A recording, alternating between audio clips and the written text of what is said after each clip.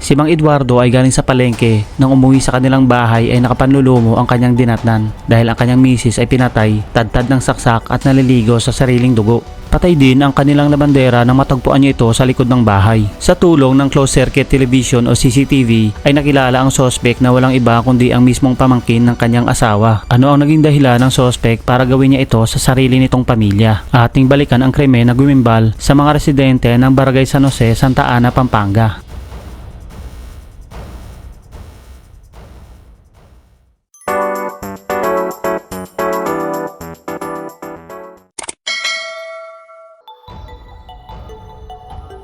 September 20, 2019, araw ng Biyernes, 6:30 ng umaga ay maririnig ang pagtawag ng isang babae sa gate ng pamilya Marin. Nang lumabas si Mang Eduardo Marin na siyang may-ari ng naturang bahay, ang babae pala na tumatawag ay ang kanilang labandera.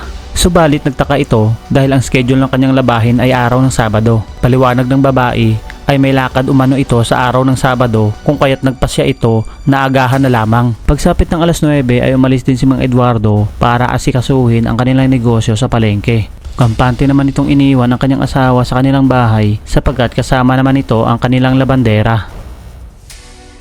Samantala, 10:19 ng umaga ay nakunan sa CCTV sa labas ng bahay ang pagdating ng isang lalaki sakay ang motorsiklo, nakabalot ang mukha nito at nakasombrero. Pagbaba ng naturang lalaki sa motorsiklo ay binuksan nito ang gate at tumiretso sa loob ng bahay. Sunod ay makikita sa video na wala nang takip ang mukha nito at nagsabit pa ng tarpaulin sa gate ng bahay. Ang naturang lalaki pala ay pamangkin ng asawa ni Mang Eduardo. 10:27 ng umaga ay nasa kusina ang may bahay at abala na naghahanda para sa kanilang pananghalian. Sa video ay makikita na nag-uusap sa kusina ang dalawang magtiyahin. Sa labas naman ng kusina, ang labandera ay abala sa kanyang mga labahin. Subalit walang kamalay-malay ang dalawang babae na ang pagpunta ng naturang lalaki sa araw na iyon ay hindi para mananghalian dahil ang tunay na sadya nito ay maitim na balak at naghihintay lamang ito ng tamang oras.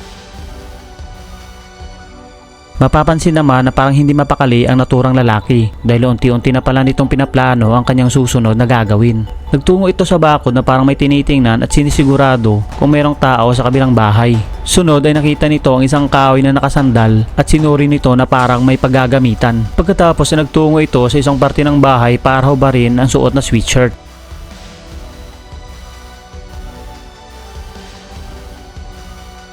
Bumalik na naman ito sa likod ng bahay para kunin ang naturang kahoy at dinala sa kusina kung saan nandoon ang kanyang tiyahin.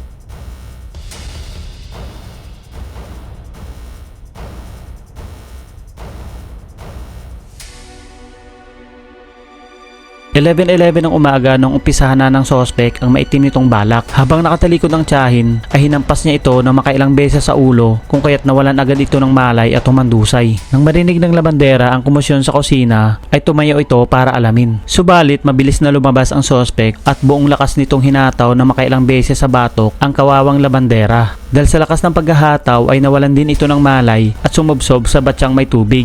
Nang bumalik ang sospek sa loob ng kusina at makita na gumagalaw pa ang tiyahin ay pinalo niya ulit ito ng 2 beses sa ulo. Habang ang labandera naman ay makikita sa CCTV na gumagalaw pa.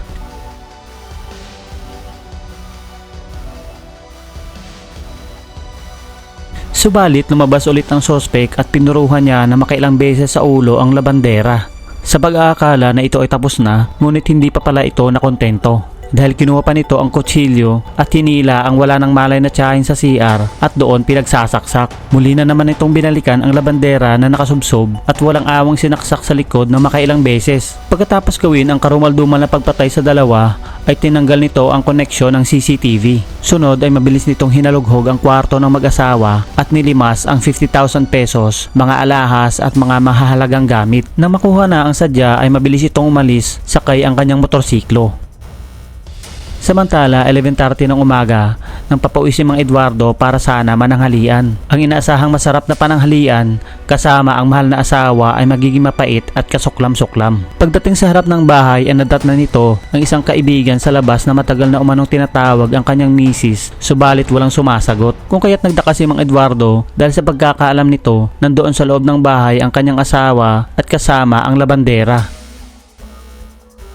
Pagpasok sa loob ng bahay ay kinabahan ito na makita ang sahig na may bahid ng mga dugo. Nang sundan nito ang bakas ng mga dugo ay dinala siya nito sa kanilang banyo. Dito na tumambad sa kanya ang nakandusay na asawa at naliligo sa sarili nitong dugo. Labis na nanlumo si Mang Eduardo sa sinapit ng kanyang asawa at hindi ito makapaniwala sa kanyang nakita. Napansin din nito ang kanilang mga damit at gamit sa loob ng kwarto ay nagkalat. Samantala nang halugugin nito ang bahay ay natagpuan naman ito ang labandera na wala na ring buhay. Dahil sa mga nakita, umiiyak si Mang Eduardo at napasigaw sa kanilang mga kapitbahay na humihingi ng tulong. Ang mga biktima ay kinilala na si Eme Marin, 58 years old, na nagtamo ng 7 saksak sa dibdib, samantala ang labandera naman ay si Annalyn Cortuna, 50 years old, na may tama ng 3 saksak sa likod. Nang imbestigahan ng mga otoridad at mapanood ang CCTV ay hindi naman nahirapan ng mga ito na tukuyin ang sospek. Ang sospek naman ay kinilala na si Erwin Ponce, 34 years old, na pamangkin ni Amy. Pagkatapos ng pagnanakaw at walang awang na pagpaslang sa mga biktima, kinabukasan ay nadakip at inaresto ng mga otoridad ang sospek. Si Erwin ay sinampahan at nahaharap sa kasong robbery with homicide. Ang labanderang si Annalyn ay tinitiis ang hirap sa paglalabada para maitaguyod ang kanyang pamilya, subalit ito ay pinatay ng taong walang awa at halang ang kaluluwa. Samantala napag-alaman na pinag-aral ni Amy ang naturang sospek noong ito ay dalaga pa. Tumulong sa kanyang pamilya at nagtiwala si Amy, subalit ang isinukli ay ang karumal-dumal na pagpatay sa kanya.